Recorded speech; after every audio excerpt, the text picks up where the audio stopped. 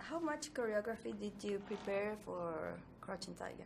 Well, look, I mean, there's a lot of fight sequences, so there's a lot of choreography that we learned before, and then a lot that completely changed right before we started filming. So, I mean, I lost count, but but you know, there's a lot, and you know, at the end of the day, it's also what I learned from this is adapting to whatever situation is brought to you. You know, you learn choreography right before. Sometimes it doesn't work for film, or the angle or whatever it is, and it completely has to be reversed or mirrored and changed. Wow. So you have to always be ready to adapt. And what was your martial arts background before the movie? You know, I took some classes back when I was younger, but nothing significant enough to really help me be prepared for something like this. So, you know, when I got the movie, I had to train for about a month in wushu and Shaolin, and you know, I had to weight train and you know and keep my cardio up to maintain when I was filming these fight sequences.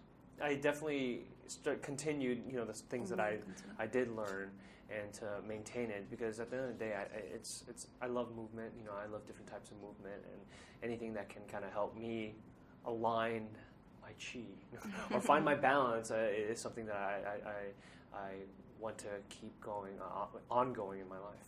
Any new type of movement is gonna allow you to be a little more inventive with your movement and be a little more creative, whether it be martial arts or sport or a different style of dance. Is it too different to prepare yourself as an actor to an action drama like this than maybe a comedy? Besides the physical work. Yeah, I mean, you know, I think there's also different genres of films. You know, you approach it in different ways, but for me, I always try and go back to making it, these characters they're dealing with real issues, you know, whether they're dealing with heartbreak, or they're dealing with a loss, or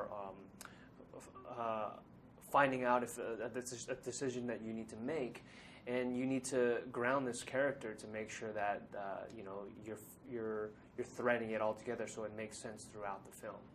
Do you remember when you saw the first movie? I do.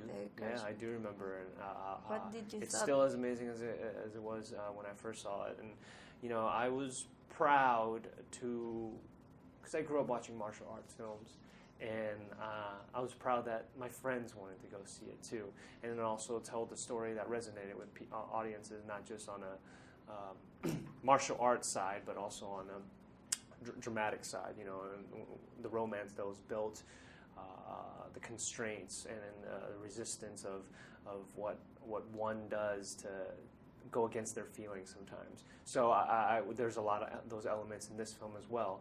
So I'm glad that we got to infuse the two together and create something called The Sword of Destiny. In a very amazing way. Yeah, thank Thank you you, so Harry. much. Thank you. Appreciate it.